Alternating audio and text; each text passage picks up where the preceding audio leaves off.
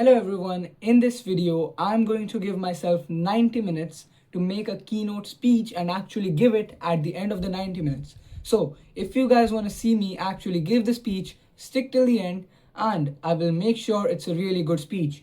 Also, I'll be using the help of AI to summarize, organize and actually make the speech. The stories and the ideas will be mine, but putting them together and actually helping me to research and everything, I'm going to give it to the AI. So it is going to do most of the work for me that it can do. I'll try to automate most of the work, but there will be some main ideas or stories that will actually be mine. So there is some authenticity there. So yeah, let's keep going. So the current time is 1:39 and we are going to start from 1:45. Our ending time would be 3:15. The first step right now is to actually get a theme and an idea for that speech. AI knows almost every bit of context for me. So let's ask AI what its thoughts are. I will share them to you. I will see you meanwhile doing the next step and yeah, bye. Right, so right now we are going to go ahead and give it the prompt that we need in order to actually go ahead and get the idea. So I'm to go ahead and give it the prompt. Let's see what ChatGPT gives us. The reason I want the actual thing to be 9 minutes long is because 9 is my favorite weight. It gave the first idea. Okay. Stop waiting to become the person who starts. Okay. Your life is being built by what you repeat. Okay. AI won't replace you.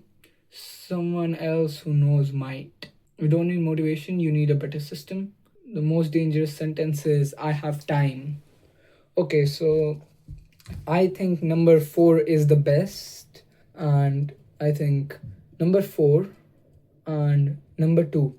So number 4 and number 2 are good.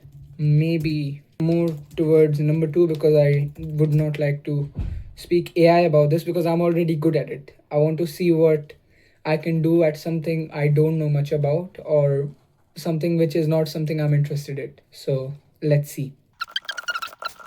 Let's see. Right, your calendar. Okay, this one is good. You're always training for something. Okay. Your future is hidden in your defaults. Okay. These are all good. Don't set goals, collect evidence. Okay. Okay. You're always training for something. Let's see. Let's see. Okay. So if we come here, let's read these out. You're always training for something. This has the best weight, and that's true effect. Okay. Your future is hidden inside your defaults. Your calendar is a better predictor of your future than your goals. The life you want has a minimum daily price. Don't set goals, collect evidence. Okay. I think 5 is the most catchy to me from what I heard. Your calendar is a better predictor of your future than your goals. 3 is also not bad. You're always training for something.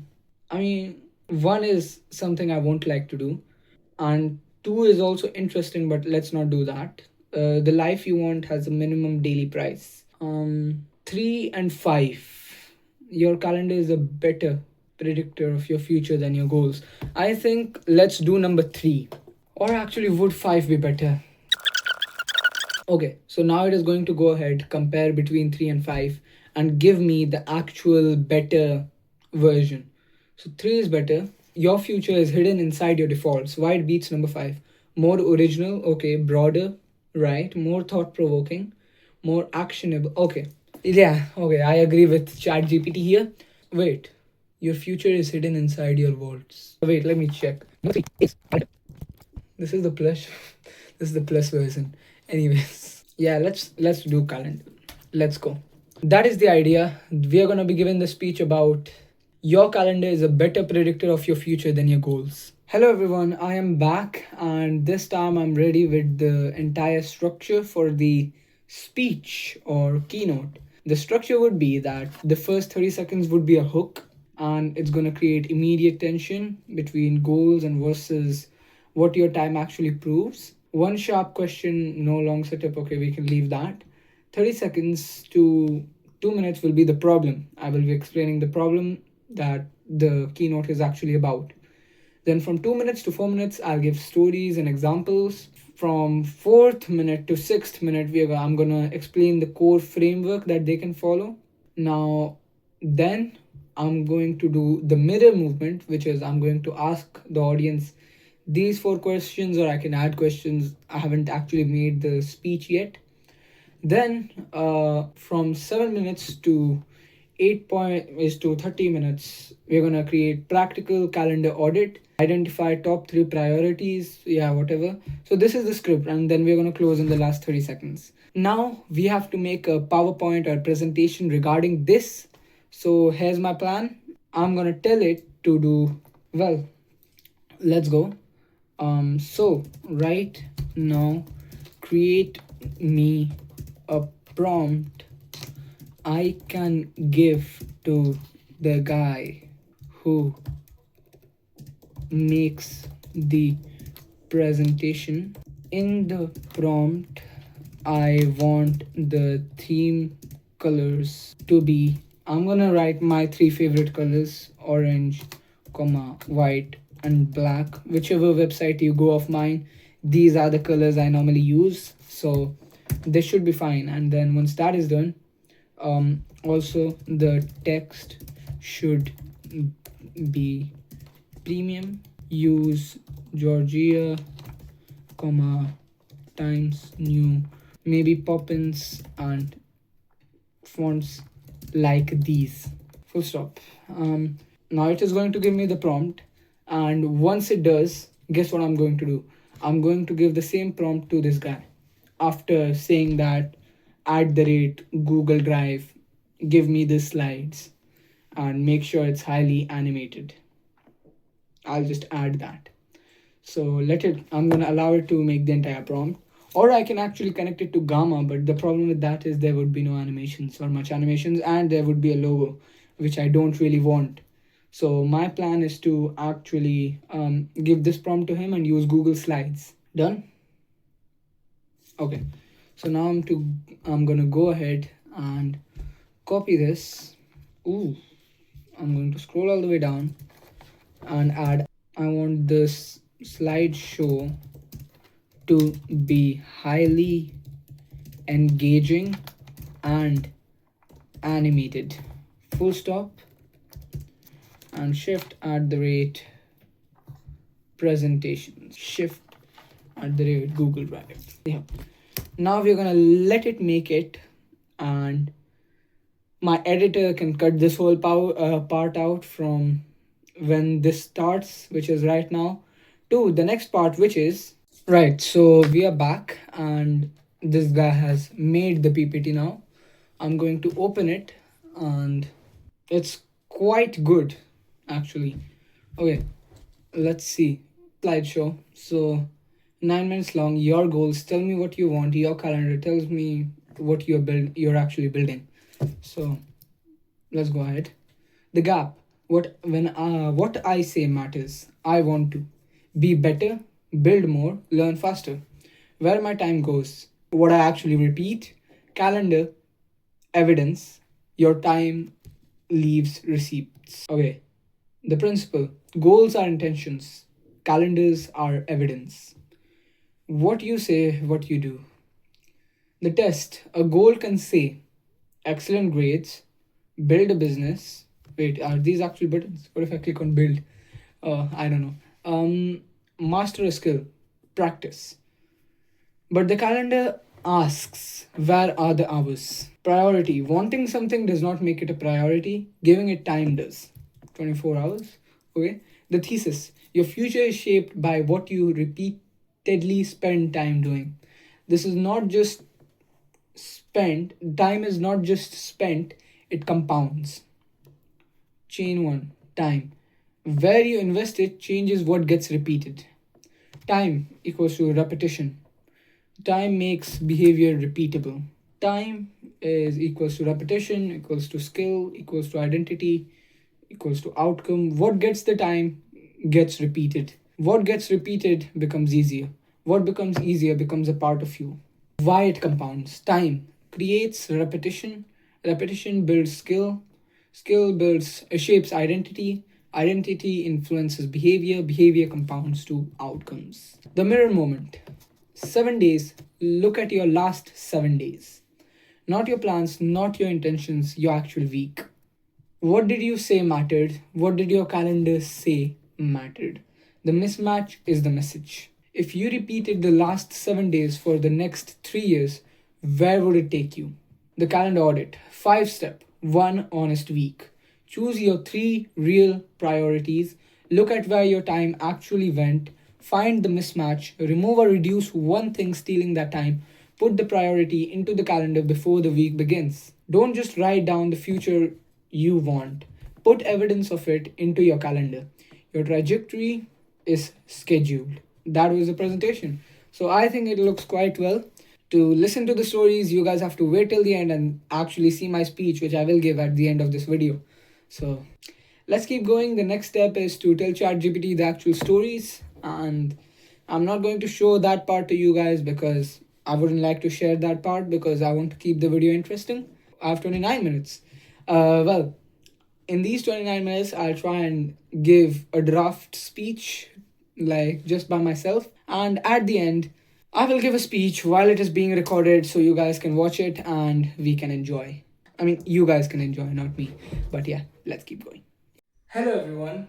Yesterday I was meant to work for the 90 minutes and directly give the speech, but I got caught up in some meetings and I wasn't able to do it. But today I can give the speech and I will give the speech. Forgive me for tomorrow, I didn't even get to complete an actual trial of looking at the slides or even seeing what I could give the speech as or the structure. So this could be really, really bad, or somehow I pull off a miracle. So let's begin the speech. Everyone has goals, whether it's developing a skill, whether it's building a business, whether it's actually getting good grades.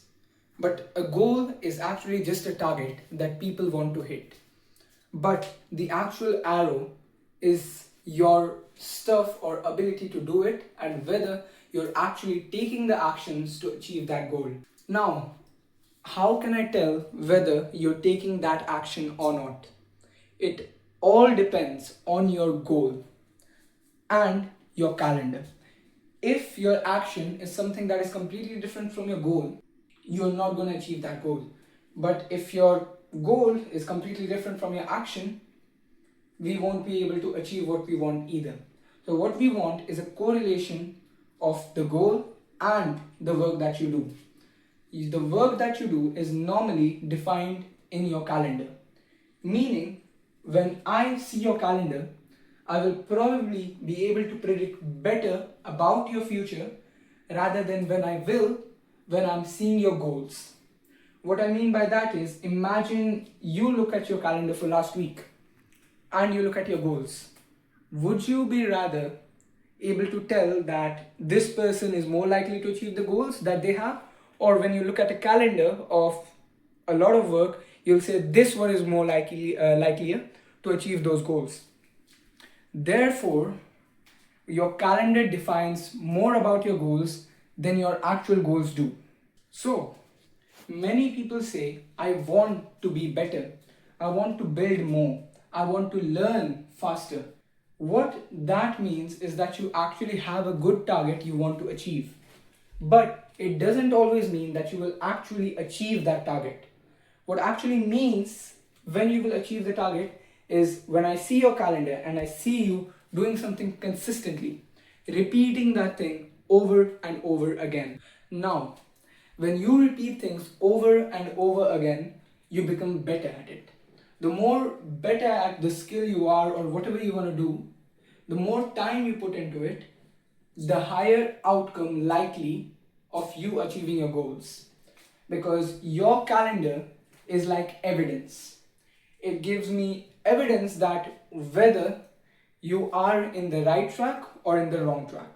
So if I ever want to see whether you're in the right direction to achieving your goals, I would not look at your goals, but I would look at your calendar and see whether your time is being put into the right things or the wrong things. Because your time leaves receipts.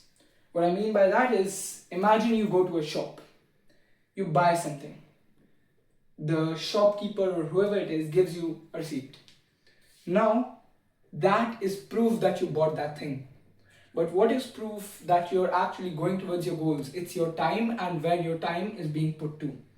If it is being put to something that is actually useful, amazing, because you will be more likely to achieve that goals because you're going in the right direction, compared to if your goal is to achieve become one of the best YouTube editors in your video editors in your area, and you are working towards graphic design. It doesn't make sense, does it? So that is one thing you need to look at, where your time goes and whether it is the right direction, whether you will achieve your goals if you go towards that time or not. Because your goals are just your intentions. Again, it's just a target. But your calendar is evidence. Your calendar is proof of whether your goals are something you will achieve or your goals are something you will keep wanting for the rest of your life until you start making actual good use of your valuable time. Because what you say is actually less important than what you do. Because your goals can say, I want better grades, I want to study more, I want to build a business, I want to learn how to build better, I want to learn a skill, I want to learn. But your time defines, your calendar defines where are the hours actually going. What I mean by that is, when you see your calendar and your goal is to achieve good grades, your calendar shows where you actually study or actually you were going outside playing a sport or something like that. So if your time is not relating to your goals, you're in the wrong direction, and I would like you to come to the right direction, which is something, an action that will lead you to your goals. Because wanting something doesn't make it a priority.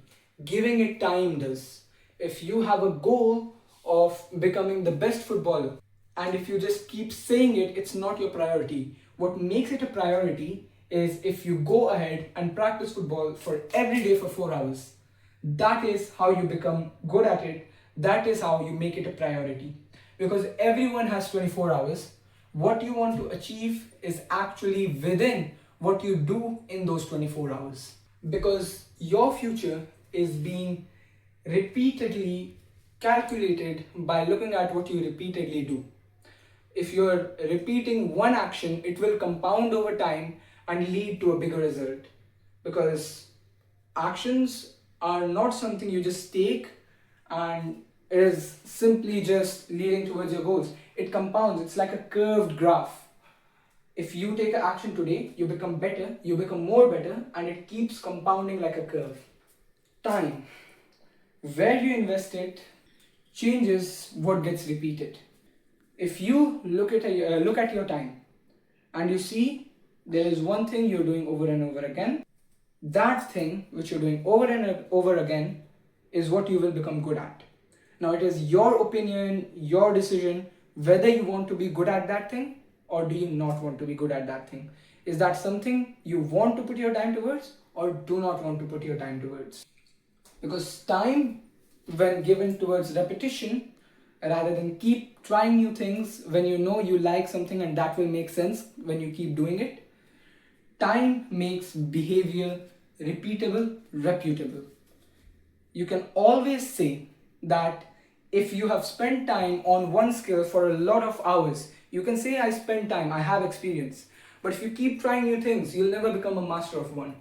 Now, here is the structure I like to follow. First, you look at your time, then you see what is something you want to repeat, what is the action you want to repeat. Then you take that time and repeat that action over and over again. When you do that, that action becomes a skill. When you have that skill, and it becomes part of your identity. When you have the identity, you get the outcome. This is the structure that I think is one of the best structures to think about your action or your time. Because what gets repeated actually makes it easier for you to do. The more you do something, the easier you get at it. If you know this structure that I just told you, and if you actually apply it, I'm very sure whatever goal you want to achieve, you can look at your calendar, put your time to it, and you will be able to achieve it very, very easily. So here is one action I would like you to take right now. Look at your last 7 days, look at your calendar, and ask yourself this question. if you repeat these 7 days for the next 3 years, will it lead to your goals being achieved? Will it lead to you actually going to a place where you wanted? Will it lead to your actual dream life? If it does not, don't worry, you're not the only one. But you need to start doing something about it. You need to actually go ahead, build a week that will actually lead to those things being achieved and towards your dream life. Because what you say doesn't matter. What you do is what actually matters. So, the mismatch is the message. What you said you will do in the last 7 days and what you actually did, if it's a mismatch, you know you're doing something wrong. So, here are 5 steps you can take next week to make it really honest and a great audit. Choose your 3 real priorities. Look at your time and where it actually went. Find the mismatch. Remove or reduce one standing thing at a time which is taking away your time and it is really, really frustrating or something you don't want to repeat again or not a skill you want to build. And put the priority into the calendar before the week begins. Because if you don't set your priorities, someone else will. Because don't just write the future you actually want. Put it into your calendar and follow what you put into your calendar, because those actions will lead to the actual results. Because your trajectory is actually scheduled. Take these actions and tell me through social media how it worked for you below. And hopefully your week goes well, you find the perfect week and you get to your dream goals and life. Aarush Choubey.